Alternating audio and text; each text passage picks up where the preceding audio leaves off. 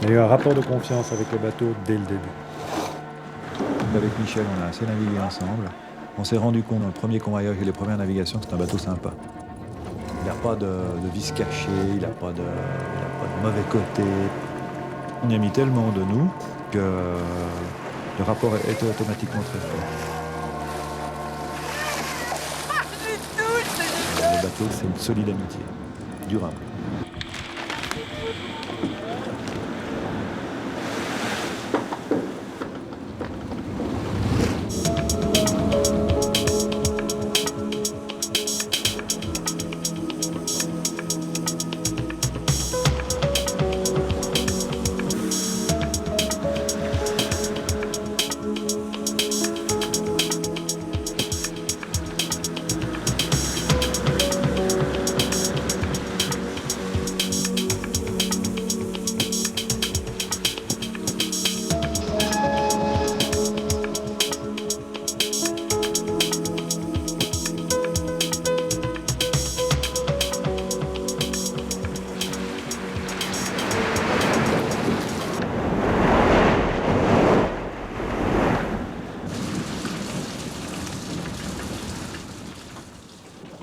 On a passé énormément de temps sur le bateau pendant toute la préparation. Moi, j'y étais tous les jours, de toute façon. On le quittait très souvent tard le soir. Comme on n'avait pas des masses et des masses d'argent, il n'y a pas eu des masses et des masses d'ouvriers qui ont travaillé dessus. On en a beaucoup fait nous-mêmes.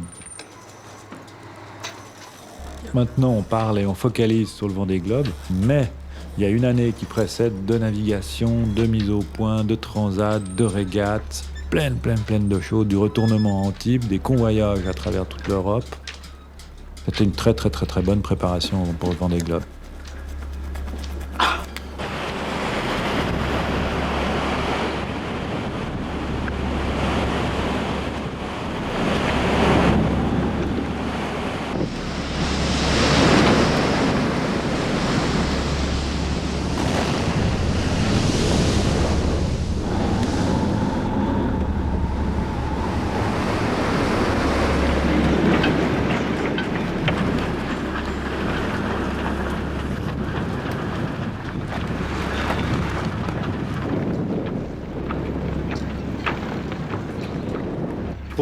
Pose safran, repérage des axes, cale d'épaisseur.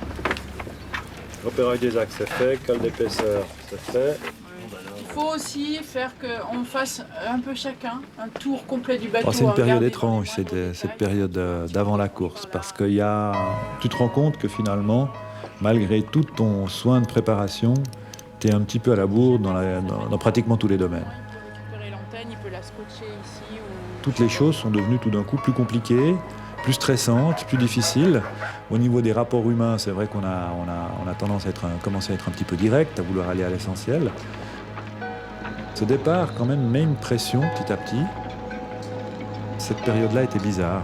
Il y était cette espèce d'attente au moment du départ. Puis dans la tête, on était déjà un petit peu parti. Et c'était une période un petit peu étrange, une espèce de parenthèse.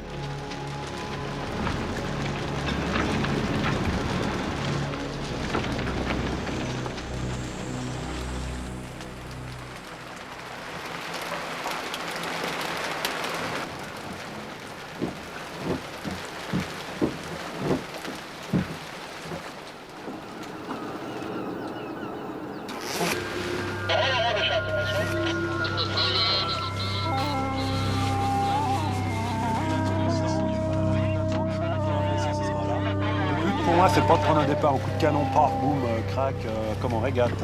C'est partir pour 100 jours, donc c'est surtout d'éviter le moindre souci, le moindre pépin. Et à ce moment-là, vous débarquez.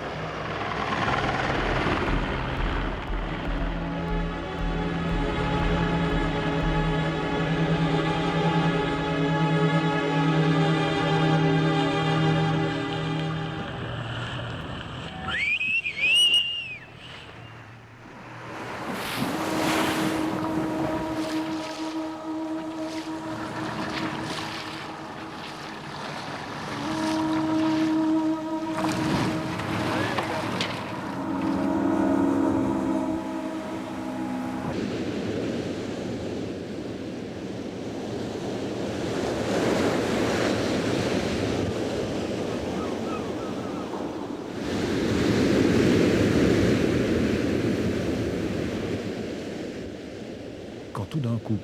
C'est vraiment les bateaux qui s'en vont, puis que tu as l'horizon de l'autre côté. Moi, j'arrivais pas à regarder au large. Je regardais que la terre, je regardais que les canaux qui partaient. Alors là, c'était une cassure. Et c'est là où tu réalises tout d'un coup que ce que tu vis là, c'est énorme, et puis que tu n'avais pas, pendant toute cette période de préparatif, imaginé réellement ce qui allait se passer. Tu avais un peu gommé ça du fond de ta tête. L'importance, le côté finalement crucial et vital, partir pour 100 jours en mer avec une notion de danger. Avec quand même une idée quelque part, c'est toujours dans le fond que si tu fais une bêtise, tu ne reviendras pas. C'est quelque chose que finalement tu occultes. Tu fais des préparatifs, tu es minutieux, tu penses à tout, mais tu occultes la réalité du danger.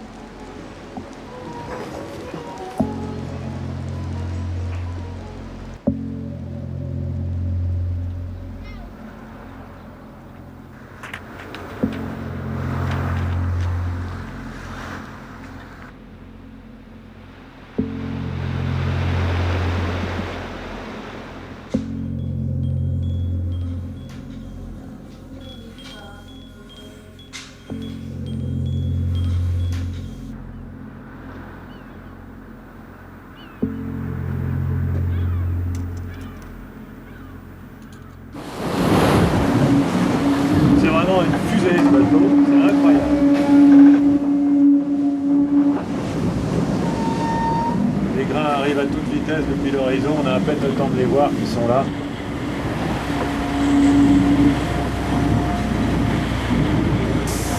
Je sais qu'il faut de la folie pour venir ici. Il en faut beaucoup. Il en faut un sacré tacle.